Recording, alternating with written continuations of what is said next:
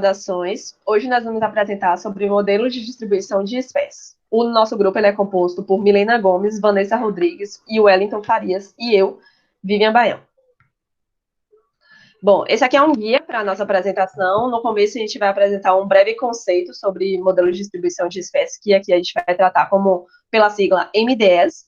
Depois, os tipos de MDS, as premissas ou critérios adotados para os MDS, teorias e conceitos de nicho ecológico, uso dos modelos de distribuição de espécies para a conservação e para as mudanças climáticas. Pode passar.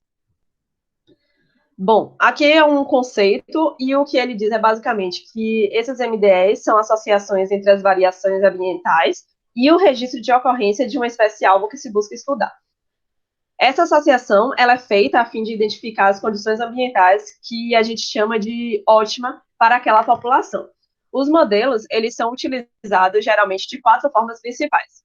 Para calcular a adequabilidade do habitat, para estimar a adequabilidade do ambiente para as áreas ocupadas pelo organismo ou a distribuição atual daquele organismo, para estimar a mudança do habitat ao longo do tempo, criando um possível cenário futuro daquele local, e para estimar o nicho ecológico de uma espécie. Pode passar. Se a partir desse conceito que eu expliquei agora não deu para entender muito bem, eu vou explicar a partir desse exemplo que a gente criou aqui. Do lado direito do slide, a gente vê 2 espécies de passarinhos. A gente vai considerar a espécie amarela uma, a espécie azul outra. Então, do lado direito nós temos 2, e do lado esquerdo nós temos só a azul. Além disso, o que é que tem de diferente? Aí, aqui eu já trago para vocês, que é o conjunto de alimentos. Então, a partir disso, surge a pergunta: o que é que permite que os amarelos vivam do lado esquerdo ou que os azuis vivam em ambos? Pode passar. Aí, para a apresentação, a gente vai considerar a pergunta: o que limita a ocorrência da espécie amarela ao lado direito? E esquecer por que a azul está ocorrendo. Então, do lado esquerdo tem um conjunto de frutas: banana, melancia, morango e maçã. E do lado direito, além desses que eu já falei, nós temos o abacate. E aí, pode passar. Então, o que é que causa o abacate? O que acontece, né? Qual a relação? O que a gente pode falar é que a espécie amarela ela é seguidora dos ensinamentos da vovó Juju, do irmão do Jorel. Ela depende do abacate, ela só se alimenta do abacate. Então, nesse caso, um estudo para avaliar a distribuição dessa espécie vai descobrir que a variável que faz essas aves ocorrerem apenas do lado direito é o abacate. Pode passar. Bom, aí aqui tem os tipos de modelo de distribuição de espécies. Ele traz a modelagem correlativa. Nessa modelagem, é utilizado 2 tipos de dados: o registro de ocorrência da espécie e os dados de variáveis ambientais. A partir disso, é criada uma correlação entre esses 2 dados e é possível estimar a distribuição daquelas espécies. E na modelagem mecanicista, é utilizado a fisiologia dos organismos como um dado e é correlacionado com as condições ambientais. Então, a partir disso, dá para estimar onde essas espécies podem ocorrer. Então, um exemplo é, por exemplo, se uma espécie ela precisa de água 100% do tempo de vida dela, vai ser impossível ela ocorrer em um lugar onde não tem água. Um exemplo bem simples, mas dá para compreender mais ou menos. Pode passar. Então, vamos falar um pouquinho sobre quais são esses critérios ou premissas dos modelos de distribuição de espécies. O primeiro modelo, ele é espécies em equilíbrio. O que significa isso? A espécie, ela precisa estar em equilíbrio com o ambiente físico em que ela ocorre. Ela tem que ocupar todas as regiões que são favoráveis para a sua ocorrência e evitar aquelas regiões que são desfavoráveis. Um exemplo claro disso, por exemplo, aqui nós temos um passarinho, 2 passarinhos recém-nascidos no ninho. Então, provavelmente, se estão aqui e nasceram, é porque o mais provável é que essa espécie conseguiu encontrar um local bom para sua ocorrência, nidificou em um local seguro e reproduziu. Mas digamos que essa mesma espécie ela passa a ocorrer em outro local, por exemplo, na cidade X, ao lado da cidade Y, que é um local bom. Só que na cidade X tem muitos predadores, caçadores, e quando ela, sei lá, sai para forragear, acaba sendo predada por predadores, ou acaba sendo engaiolada por caçadores. Então, ela está ocorrendo em um local que não é favorável, enquanto essa espécie de cima está ocorrendo em um local favorável. Ela tem equilíbrio com o ambiente. E outra premissa é o registro de distribuição completo. Mas como é isso? Né? Os registros de distribuição da espécie no ambiente, eles devem ser completos. Como assim completos? Devem incluir todo o espaço de ocorrência. Caso contrário, não fornecerão informações suficientes.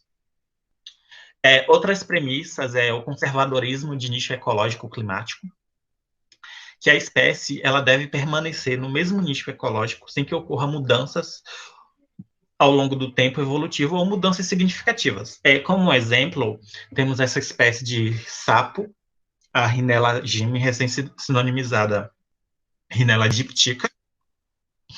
Esse trabalho de Araújo et al., 2016, eles encontraram um poço fossilífero no Ceará com fósseis dessa espécie.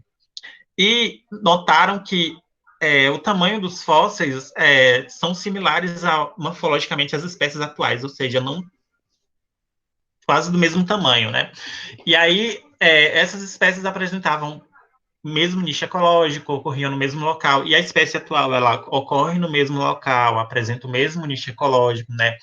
Tem, claro, provavelmente não as mesmas presas que muitas espécies de antes podem estar extintas, mas ainda assim continua sendo uma espécie de hábito alimentar generalista, que se alimenta de quase tudo que ela conseguir engolir, que enfim, está lá ocorrendo nessa mesma região, ou seja, ela preservou o seu nicho ecológico ao longo do tempo evolutivo.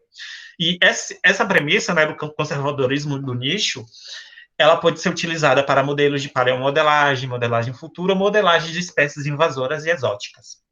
E outro conceito é o conceito de nicho ecológico, que será discutido mais à frente.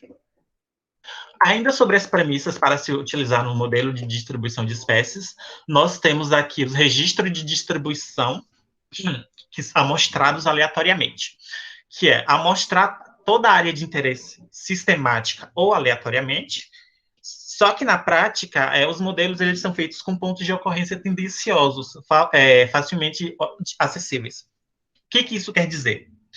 Para um modelo de distribuição de espécies ser bem feito, a nossa amostragem ela tem que ser feita sistemática ou de forma aleatória.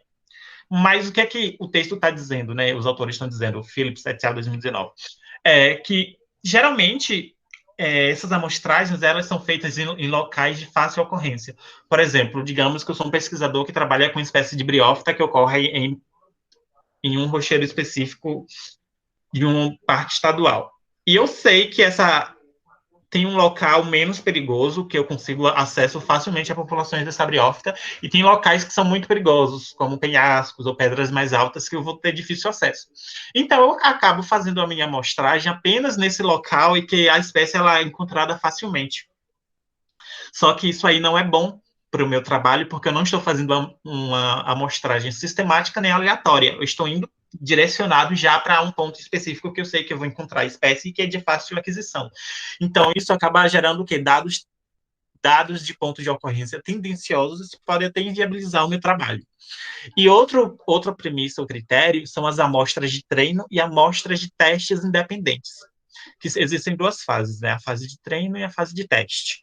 As amostras, elas devem ser independentes e não correlacionadas entre si. A gente tem que ter as amostras específicas para a fase de treino e as amostras específicas para a fase de teste.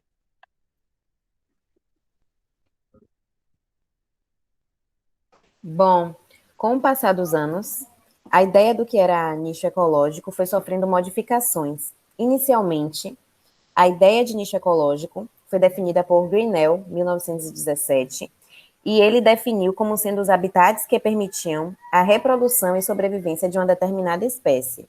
Mais tarde, Elton, em 1927, introduziu o nível trófico à definição de nicho. Logo após, em 1934, Geuze complementou, adicionando a veemência da competição entre as espécies. E em 1957, Hudson deu uma definição de nicho como sendo um espaço com hipervolume N dimensional, onde cada dimensão representa um intervalo de condições ambientais ou de recursos necessários para a sobrevivência e reprodução da espécie, tais como temperatura, umidade, recursos alimentares, densidade populacional, intensidade luminosa, entre outros. Pode passar, por gentileza. Então, o desenvolvimento de modelos de nicho ecológico, ele pode ser importante para investigar padrões e processos biogeográficos, possibilitando a previsão da distribuição geográfica de espécies a partir de dados esparsos de ocorrência. A depender do contexto e da definição de nicho utilizada, esses resultados de modelagem, eles podem variar. Pode passar. Bem, gente, aqui nós temos um exemplo fictício de um trabalho com modelagem de distribuição de espécies, né, modelos de distribuição, que pode ser feito em Hogwarts. Nossa, imagine só. Ultimamente, tem se percebido que os unicórnios da Floresta Negra, eles estão desaparecendo. Como assim? O guarda-costas do castelo, Hagrid, tem notado que a presença dos unicórnios na Floresta Negra tem diminuído consideravelmente em alguns pontos. Aconselhado pelo diretor do castelo, Dumbledore, Hagrid decide fazer um modelo de distribuição de espécies para entender o que está ocorrendo, né? Por que essa espécie está, enfim, está desaparecendo.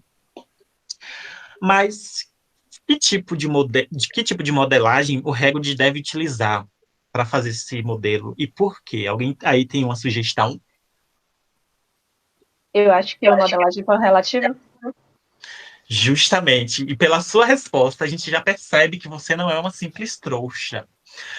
O que acontece na modelagem correlativa? Essa modelagem, ela utiliza dados de ocorrência da espécie e variáveis ambientais.